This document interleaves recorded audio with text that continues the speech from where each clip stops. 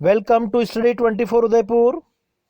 आज की इस क्लास में हम विश्व बैंक समूह वर्ल्ड बैंक ग्रुप से संबंधित दो संगठन या संस्थाएं हैं। अंतरराष्ट्रीय विकास संघ आईडीए और दूसरा अंतरराष्ट्रीय वित्त निगम आईएफसी। इन दोनों संगठन या संस्था के बारे में आज की इस क्लास में हम डिस्कस करेंगे। विश्व बैंक या वर्ल्ड बैंक, जिसको हम किस नाम से जानते हैं, आईबीआरडी, अंतरराष्ट्रीय पुनर्निर्माण एवं विकास बैंक। इसके बारे में हमने एक अलग वीडियो बना रखा है जिसका जो लिंक है आपको डिस्क्रिप्शन बॉक्स में मिल जाएगा।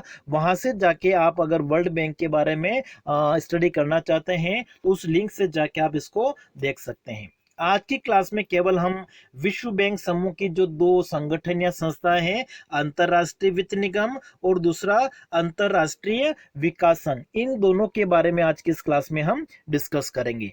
सबसे पहले आपको ध्यान रखना है कि जब हम वर्ल्ड बैंक ग्रुप, विश्व बैंक समूह की अगर हम बात करते हैं तो विश्व बैंक समूह जो है वो 5 अंतरराष्ट्रीय संस्थाएं या संगठन जो हैं उनका समूह है। ठीक है, विश्व बैंक समूह में 5 अंतरराष्ट्रीय संगठन जो हैं वो सम्मिलित किए जाते हैं। फर्स्ट कौन सा हो गया आपका, विश्व बैंक। दूसरा अंतरराष्ट्रीय विकास संघ आईडीए। तीसरा संगठन अंतरराष्ट्रीय वित्त निगम आईएफसी। उसके बाद में चौथा संगठन जो वो है बहुपक्षीय निवेश गारंटी एजेंसी मीगा। और फिर पांचवा जो संगठन विश्व बैंक समूह में सम्मिलित किया जाता है वो कौन सा है, अंतरराष्ट्रीय निवेश विवाद निपटान केंद्र आईसीएसआईडी। आपके जो कॉम्पिटिटिव एग्जाम होते हैं उसमें इस तरीके का क्वेश्चन पूछा जाता है कि निम्नलिखित में से कौन सा संगठन जो है वो विश्व बैंक समूह में सम्मिलित नहीं है, या कौन कौन से संगठन जो हैं वो विश्व बैंक समूह में सम्मिलित हैं। तो आपको इन पांचों संगठन के नाम याद रखने हैं। अंतरराष्ट्रीय पुनर्निर्माण एवं विकास बैंक, ठीक है, जिसको हम विश्व बैंक कहते हैं, वर्ल्ड बैंक, वो इन 5 समूह के 5 संगठन के अंतर्गत आता है। दूसरा कौन सा है, अंतरराष्ट्रीय विकास संघ है। तीसरा अंतरराष्ट्रीय वित्त निगम है। चौथा बहुपक्षीय निवेश गारंटी एजेंसी मीगा भी है। और पांचवा कौन सा है, आईसीएसआईडी। तो पांचों संगठन के आपको नाम याद रखने हैं। आज की क्लास में हम केवल इन दोनों संगठन, अंतरराष्ट्रीय विकास संघ और अंतरराष्ट्रीय वित्त निगम, इन दोनों संगठन के बारे में हम पढ़ेंगे। ठीक है, जो आपके कॉम्पिटिटिव एग्जाम होते हैं उसमें जनरली इन संगठनों से संबंधित क्वेश्चन कौन से आएंगे कि जैसे ये संगठन है, इनकी स्थापना कब हुई है, या इनका मुख्यालय कहाँ पे है, या इनके जो मेंबर कंट्रीज हैं, सदस्य देश कितने हैं, या इनका प्रमुख कार्य क्या है, मतलब इनकी स्थापना क्यों की गई है, उसका प्रमुख उद्देश्य क्या है। इनसे संबंधित क्वेश्चन जो है वो आपके कॉम्पिटिटिव एग्जाम में पूछे जाते हैं। तो उन्हीं को आज की इस क्लास में हम डिस्कस करेंगे। सबसे पहले अगर हम अंतरराष्ट्रीय वित्त निगम की बात करें, अच्छा हम विश्व बैंक की बात करें, वर्ल्ड बैंक, तो विश्व बैंक की जो गठन है या स्थापना है वो कब हुई थी, 1944 या 45 में। 1944 में ब्रेटन वुड जो समझौता है, सम्मेलन है, वो हुआ था। और उसी के फलस्वरूप दो अंतरराष्ट्रीय संगठन जो है अस्तित्व में आए हैं। पहला कौन सा है, विश्व बैंक, और दूसरा कौन सा है, आईएमएफ, अंतरराष्ट्रीय मुद्रा कोष। ठीक है, आईएमएफ। इन दोनों की जो स्थापना है वो ब्रेटन वुड समझौता या ब्रेटन वुड जो सम्मेलन हुआ है उसके पश्चात की गई थी। तो विश्व बैंक के बारे में तो हमने अलग क्लास में डिस्कस किया हुआ है। अब विश्व बैंक समूह का एक संगठन है अंतरराष्ट्रीय वित्त निगम। ठीक है, अब देखिए विश्व बैंक की स्थापना कब हुई है, 1945 में। उसके बाद में जो अंतरराष्ट्रीय वित्त निगम है जो विश्व बैंक समूह के अंतर्गत सम्मिलित किया जाता है, इसकी स्थापना कब हुई थी, जुलाई 1956 में। ठीक है, विश्व बैंक की स्थापना हुई है 45 में। उसके बाद में जो अंतरराष्ट्रीय वित्त निगम है इसका गठन कब किया गया था, जुलाई 1956 में। और वर्तमान समय में अगर हम देखें तो इसके सदस्य देशों की जो संख्या है वो कितनी है, 185। देखिए जो अंतरराष्ट्रीय वित्त निगम है इसका सदस्य होने के लिए क्या जरूरी है, जो विश्व बैंक है, वर्ल्ड बैंक है, उसका सदस्य होना आवश्यक है। तो जो विश्व बैंक का सदस्य है वो ही अंतरराष्ट्रीय वित्त निगम का सदस्य बन सकता है। तो वर्तमान समय में जो अंतरराष्ट्रीय वित्त निगम है उसके सदस्य देशों की संख्या कितनी है? 185 है। अंतरराष्ट्रीय वित्त निगम का जो मुख्यालय है, हेड क्वार्टर है, वो कहाँ पे है? वॉशिंगटन डीसी, अमेरिका में। ठीक है, इसका गठन कब हुआ है? 1956 में। वर्तमान में सदस्य देश कितने हैं? 185। और इसका मुख्यालय जो है वो कहाँ पे है? वॉशिंगटन डीसी में।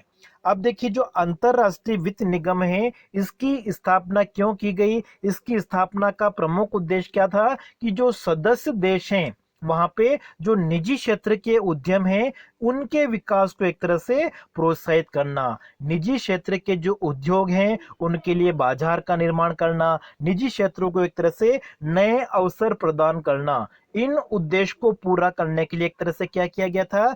अंतरराष्ट्रीय वित्त निगम का गठन किया गया था। ठीक है, तो विकासशील जो देश हैं वहां पे जो निजी उद्योग धंधे हैं, निजी क्षेत्र के जो उद्यम हैं उनको ऋण देना, ठीक है, ये प्रमुख कार्य है अंतरराष्ट्रीय वित्त निगम का। ध्यान रखना है, अंतरराष्ट्रीय वित्त निगम जो है वो क्या करता है? निजी क्षेत्र के जो उद्यम हैं उनको आर्थिक विकास के लिए, वृद्धि दर को बढ़ाने के लिए, उनको प्रोत्साहित करने के लिए क्या करता है? ऋण प्रदान करता है। तो निजी क्षेत्र को मदद देने का कार्य, निजी क्षेत्र को प्रोत्साहन देने का कार्य, निजी क्षेत्र में जो निवेश के अवसर हैं उसको बढ़ाने के लिए, निजी क्षेत्र में ऋण देने का जो कार्य है वो किसके द्वारा किया जाता है? अंतरराष्ट्रीय वित्त निगम आईएफसी के द्वारा किया जाता है। ठीक है, जो विकासशील देश हैं उसमें पूंजी निवेश को एक तरह से प्रोत्साहित करने का जो कार्य है वो किसके द्वारा किया जाता है? अंतरराष्ट्रीय वित्त निगम के द्वारा किया जाता है। अब देखिए, अंतरराष्ट्रीय वित्त निगम जो है आईएफसी, इसकी स्थापना क्यों की गई? मैंने आपको बता दिया अभी कि जो निजी क्षेत्र हैं, निजी क्षेत्र में विकास को प्रोत्साहन करने के लिए जो ऋणों की आवश्यकता होती है उन ऋणों की जो उपलब्धता है वो किसके द्वारा कराई जाती है?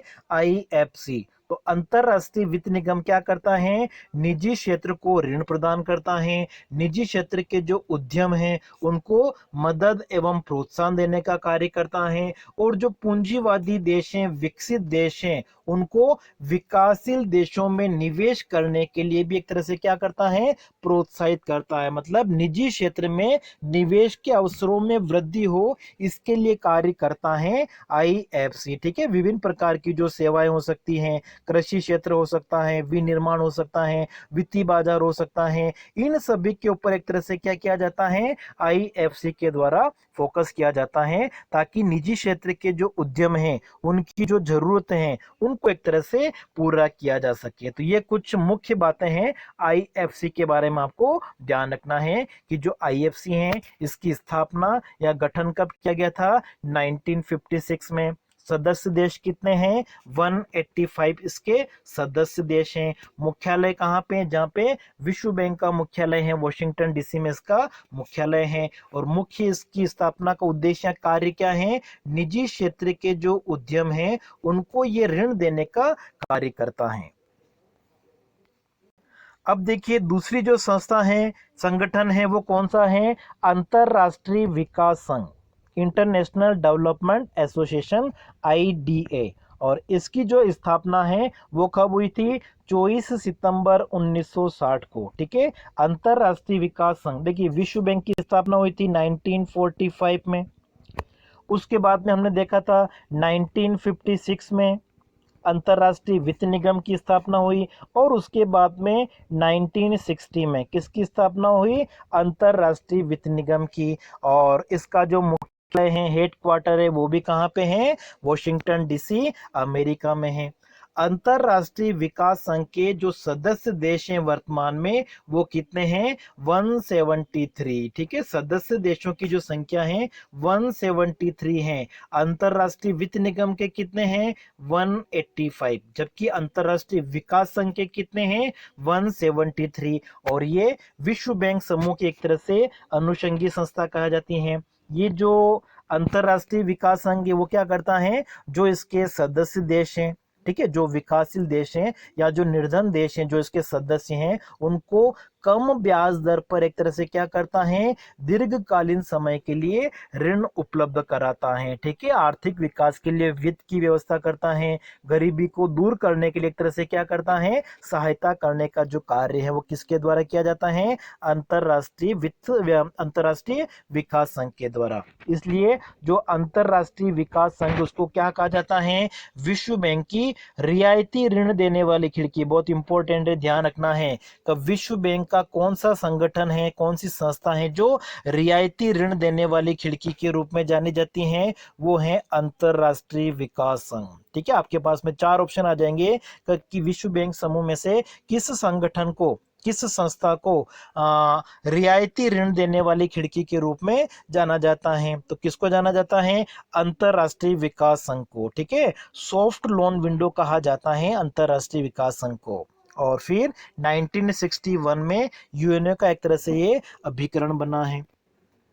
अब देखिए जो अंतरराष्ट्रीय विकास संघ है, देखिए उसकी जो स्थापना है कब हुई थी, गठन ने 1960 में हुआ। तो इसकी स्थापना के प्रमुख उद्देश्य क्या है, तो ये क्या करता है, एक तरह से जो अल्प विकसित या विकासशील देश हैं, गरीब देश हैं, जो भी इसके सदस्य हैं उनको क्या करता है, ये दीर्घकालीन ऋण उपलब्ध कराता है। ठीक है, कम ब्याज दर पर दीर्घकालीन ऋण उपलब्ध कराया जाता है, किसके द्वारा, अंतरराष्ट्रीय विकास संघ के द्वारा, आईडीए के द्वारा। और साथ ही साथ ये क्या करता है, विश्व बैंक की स्थापना के जो भी उद्देश्य हैं उन उद्देश्यों को ये आगे बढ़ाने के लिए सदैव तत्पर रहता है। और साथ ही साथ जो पिछड़े हुए विकसित विकासशील देश हैं या जो निर्धन इसके सदस्य देश हैं, उन देशों में गरीबी को कम करने के लिए भी एक तरह से क्या करता है, ये वित्तीय सहायता, आर्थिक सहायता जो है वो उपलब्ध कराता है। और ये जो ऋण उपलब्ध कराता है वो एक तरह से क्या होता है, दीर्घकालीन होता है, कम ब्याज दर पर उपलब्ध कराया जाता है। माना कि जो अंतरराष्ट्रीय विकास संघ है वो किसी देश को, जैसे माना कि भारत को अगर 50 वर्ष की अवधि के लिए ऋण अगर उपलब्ध कराता है, तो इस स्थिति में क्या करता है, प्रारंभिक कुछ वर्षों के लिए, जैसे कि ये 10 वर्षों के लिए ब्याज पर छूट देता है प्रारंभिक समय में। और इस तरीके से अगर हम देखें तो भारत एक तरह से सबसे बड़ा देश में, सबसे ज्यादा ऋण लेने वाला जो देश है वो कौन सा है, भारत है। ठीक है, अब देखिए विश्व बैंक समूह की जो सदस्यता है, ठीक है, उसके लिए क्या जरूरी है, अगर विश्व बैंक का सदस्य बनना है तो अंतरराष्ट्रीय मुद्रा कोष का सदस्य होना आवश्यक है। अंतरराष्ट्रीय मुद्रा कोष का सदस्य बनोगे तो फिर विश्व बैंक समूह में सम्मिलित हो सकते हो। और विश्व बैंक का अगर आप सदस्य बन जाता है अगर कोई देश, तभी वो क्या होगा, आईडीए, आईएफसी या फिर मिगा जो है उसकी सदस्यता मिल सकती है। ठीक है, लेकिन आईसीएसआईडी जो है उसके लिए कोई एक तरह से आवश्यक नहीं है। फिर विश्व बैंक समूह की अगर हम भारत के साथ में देखें तो भारत को सबसे ज्यादा जो ऋण है, ठीक है, वो विश्व बैंक समूह से भारत को ही मिले हैं। और भारत एक तरह से क्या है, विश्व बैंक जो है उसका संस्थापक सदस्य, मतलब जब से विश्व बैंक की स्थापना हुई है, आईडीए की स्थापना हुई है, आईएफसी की स्थापना हुई है, तब से भारत एक तरह से क्या है, उसका सदस्य बना है। और मिगा का जो सदस्य वो कब बना है भारत, 1994 में। और जो ICSID, ठीक है, इसका भारत एक तरह से क्या है, सदस्य नहीं है, ये ध्यान रखना आपको। ICSID विश्व बैंक समूह की ये जो संस्था है इसका भारत सदस्य नहीं है। बाकी चारों जो संगठन है उसका भारत एक तरह से क्या है, सदस्य है। और भारत को जो ऋण की शुरुआत है वो कब हुई थी, 1949 में। ठीक है, रेलवे जो है उसको सबसे पहले ऋण मिला था। और वर्तमान समय के लिए अगर हम देखें तो अभी 2019 से 22 की अवधि के लिए भी जो विश्व बैंक समूह है, ठीक है, उन्होंने भारत के लिए 25 से 30 बिलियन डॉलर जो डॉलर की जो योजनाएं हैं उनके लिए ऋण की जो स्वीकृति है वो एक तरह से प्रदान की है। ठीक है, ये कुछ जानकारी है। तो आज की क्लास में इतना ही।